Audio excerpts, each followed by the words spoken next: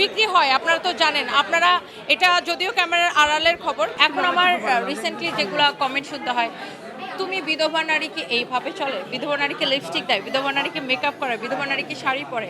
আপনি এখন বোরকা পরে আসছেন, আপনাকেও খারাপ কমেন্ট করতেছে, আপনি শাড়ি পরে আসছেন, খারাপ কমেন্ট করতেছে। ইভেন তো ছেলেরা লাইভ করলে ছেলেদেরকেও খারাপ কমেন্ট করে। আমি কোনো কন্টেন্ট তৈরি করি না। বিভিন্ন রকমের কন্টেন্ট না, আমি আপনাকে একটু বলি। বা কাউকে প্রতিবাদী টাইপের কন্টেন্ট ও আচ্ছা আচ্ছা আচ্ছা। সেক্ষেত্রে বর্তমানে লায়লা এবং মামুন এটা কিন্তু আপনি কি বলবেন? আসলে আমি এই লেভেলটা নিয়ে কথা বলতে চাচ্ছি না, মানে আমার সাথে তো আসলে চায় না এগুলো। সো আমি একজন উদ্যোক্তা, আমি ব্যবসায়ীদের নিয়ে কথা বলতে পারি, বাংলাদেশের ইকোনমি নিয়ে কথা বলতে পারি, উইমেন এম্পাওয়ারমেন্ট নিয়ে কথা বলতে পারি, বাট সোশ্যাল মিডিয়ার এইসব সিলি মেটার নিয়ে আমার সাথে আসলে কথা বলাটা চায় না। অনেককে দেখেছি আসলে যে তারা আসলে যতটুকু কাজ করেন তার চেয়ে বেশি শো অফ করেন এবং অ্যাওয়ার্ড পান। সেই ব্যাপারটা থেকে আপনি অ্যাওয়ার্ড পেতে দেখিনি। না, আমি অ্যাওয়ার্ড অনুষ্ঠানে আমি অ্যাটেন্ড করি না, এবং আমি উইলিংলি বলতে চাই, একটা সময় ছিল যে যখন আমিও এখানকার নিউ কামার, আমাকেও বিভিন্ন অ্যাওয়ার্ড শোতে বলা হতো, আমিও যেতাম, স্পন্সর করতাম। সো একটা সময় পরে আমার কাছে মনে হয়েছে যে আমি তো স্পন্সরের বিনিময়ে অ্যাওয়ার্ডটা নিচ্ছি, সো তার মানে কি আমি এই অ্যাওয়ার্ডটা ডিজার্ভ করি না। সো এরপরে দেখা গেছে যে অনেক অ্যাওয়ার্ড বা সব অ্যাওয়ার্ড শোতেই, ম্যাক্সিমাম অ্যাওয়ার্ড শোতে আমাকে কল করা হয় বা ইনভাইট করা হয়। এমন হয়েছে যে আমি অ্যাওয়ার্ড শোতে যাই না, আমার শোরুমে অ্যাওয়ার্ড পাঠায় দেওয়া হয়, বাট আমি পার্সোনালি কোনো অ্যাওয়ার্ড শোতে অ্যাটেন্ড করি না, কারণ আমি নিজেকে এখনও অ্যাওয়ার্ড পাওয়ার মতো যোগ্য মনে করি না। আমি মনে করি আমাকে আরও অনেক কাজ করতে হবে, অ্যাওয়ার্ড পাওয়ার জন্য আরও অনেক বড় হইতে হবে। আর অ্যাওয়ার্ড তো বিক্রি হয়, আপনারা তো জানেন। আপনারা এটা যদিও ক্যামেরার আড়ালের খবর, আজকাল এটা হচ্ছে যে ট্রেন্ড, যে স্পন্সর করলে বা ডিরেক্টলি অ্যাওয়ার্ড বিক্রি হয়, সেটা কখনো 50,000 টাকার বিনিময়ে, কখনো 1 লাখ টাকার বিনিময়ে, কখনো বা 2 লাখ টাকার বিনিময়ে অ্যাওয়ার্ড বিক্রি হয়।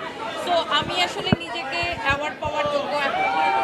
প্রত্যেকটা জায়গায় আমাদের দেশের মেয়েদেরকে আসলে স্ট্রাগল করতে হয়, সেটা আপনি ক্যামেরার সামনে কাজ করেন আর ক্যামেরার পিছনে কাজ করেন। সো আমাদের দেশে বুলিং এখন আমি দেখি, যারা আমাদের সোশ্যাল মিডিয়াতে যারা কাজ করে, বা যারা আপনার ব্লগার, ইনফ্লুয়েন্সার, লাইভ প্রেজেন্টার, অথবা বিজনেস করে, উদ্যোক্তা, যেটাই হোক, মানে আপনি এখন বোরকা পরে আসছেন, আপনাকেও খারাপ কমেন্ট করতেছে, আপনি শাড়ি পরে আসছেন, খারাপ কমেন্ট করতেছে। ইভেন তো ছেলেরা লাইভ করলে ছেলেদেরকেও খারাপ কমেন্ট করে। আমাদের দেশে যারা মেল ব্লগার আছে তাদেরকেও দেখবেন যে মানে নেগেটিভ কমেন্ট করতেই থাকে। এখন এক শ্রেণীর মানুষ আছে যাদের কোনো কাজ নাই, তাদের কাজই হচ্ছে মানুষকে অ্যাটাক করা। বাট আমরা যেহেতু মেয়েদের জন্য একটু জায়গাগুলো ডিফিকাল্ট হয়, মেয়েদের যেমন পোশাক নিয়ে কথা বলা হয়, শরীরের বিভিন্ন অঙ্গ নিয়ে কথা বলা হয়, অনেক কিছু নিয়ে বুলিং করা হয়। আর তার উপর যদি একটা মেয়ে বিধবা হয়, বা একটা মেয়ে যদি সিঙ্গেল মাদার হয়, ডিভোর্সি হয়, তখন ডিরেক্টলি মেয়ের ক্যারেক্টারের দিকে নিয়ে মানুষ অনেক কিছু বলে। বাট আমি আগে থেকেই অনেক স্ট্রংলি এগুলো হ্যান্ডেল করতাম, এখনও অ্যান্ড ভবিষ্যতেও। আমি একটু আগে বলছিলাম যে আমাদের দেশে একটা মেয়ে যদি সিঙ্গেল মাদার হয় বা উইডো হয়, তার জন্য কিন্তু ধরেন আরও বেশি ডিফিকাল্ট হয় সবসময়। যেমন এখন আমার রিসেন্টলি যেগুলো কমেন্ট শুনতে হয়, তুমি বিধবা নারীকে এইভাবে চলে, বিধবা নারীকে লিপস্টিক দেয়, বিধবা নারীকে মেকআপ করে, বিধবা নারীকে শাড়ি পরে। সো আসলে আমি বিধবা, তার থেকেও ইম্পর্টেন্ট হচ্ছে যে আমাকে আমার জীবনটা চালিয়ে নিয়ে যেতে হবে, ছেলে মেয়েকে মানুষ করতে হবে, কাজ করতে হবে। আমার দায়বদ্ধতা শুধু আমার পরিবারের প্রতি না, আমার সমাজের প্রতি, আমার দেশের প্রতি অনেক দায়বদ্ধতা আছে। অ্যান্ড আমি এই দেশের জন্য কিছু করতে চাই, একটু হলেও কিছু করতে চাই। সো এই ধরনের অনেক রকমের বুলিং শুনতে হয়। সো আমি এই বুলিংগুলো আসলে তুড়ি মেরেই এগিয়ে যেতে চাই আর কি। দেখেন, এগুলো তো আগেকালের কথা, মানে আগে এক সময় ছিল যে মেয়েরা সমাজকে অনেক ভয় পাইতো। আজকাল দুনিয়া কোথায় চলে গেছে। আমরা যদি অন্যান্য কান্ট্রির সাথে, আমরা যদি নিজের দেশটাকে যদি আমরা এগিয়ে নিয়ে যেতে চাই, এই সমাজে মেয়েদেরকে কাজ করতে হবে। এখন সে মেয়েটা ডিভোর্সি হোক, আর সে বিধবা হোক, আর সাদা শাড়ি পরুক। সাদা শাড়ি কেন? সাদা শাড়ি আজকাল মানুষ ফ্যাশন করে পরে। আমরা বলি সাদা শান্তির প্রতীক, শুভ্রতার প্রতীক। সাদা পরলে মেয়েদেরকে আরও বেশি এলিগেন্ট লাগে দেখতে।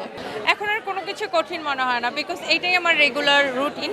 অ্যান্ড আমি কাজ করতে ভালোবাসি, এটা আমার হচ্ছে প্যাশন। সো আমি একটা কথা বলি অলওয়েজ, যে হ্যাঁ, আমরা ডেফিনেটলি আমরা কাজ করি আর্ন করার জন্য, মানি আর্ন করার জন্য, বা টাকা আর্ন করার জন্য। বাট কখনো কখনো আসলে আপনার ভালোভাবে চলতে গেলে অত বেশি টাকার দরকার পড়ে না একটা মানুষকে, বাট আমরা যারা কাজের মানুষ, যারা কাজ করতে ভালোবাসি, আমরা কাজ করার জন্য কাজ করি, মানুষের জন্য কাজ করি, মানুষের কর্মসংস্থান তৈরির জন্য কাজ করি। সো আমার কাছে সব কিছু অনেক ইজি লাগে, বিকজ আমি এভরিডে 18 ঘন্টা কাজ করি অলমোস্ট, অ্যান্ড আমি কোনো দিন অফ ডে কাটাই না।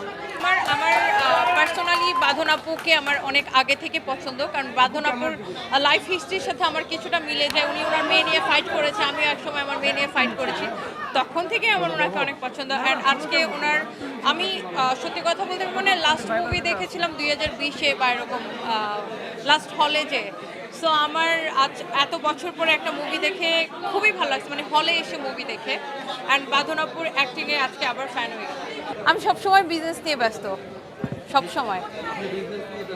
আমরা রিসেন্টলি দুবাইতে ব্রাঞ্চ করছি, সো নেক্সট আমরা ইউএসএতে ব্রাঞ্চ করতেছি, তো অলওয়েজ আমি বিজনেস নিয়ে ব্যস্ত থাকি। আমরা যত ব্রাঞ্চ করব তত বেশি কর্মসংস্থান হবে মানুষের। সো আমার কাজের প্রচুর নেশা, সো অনেক কাজ করতে চাই।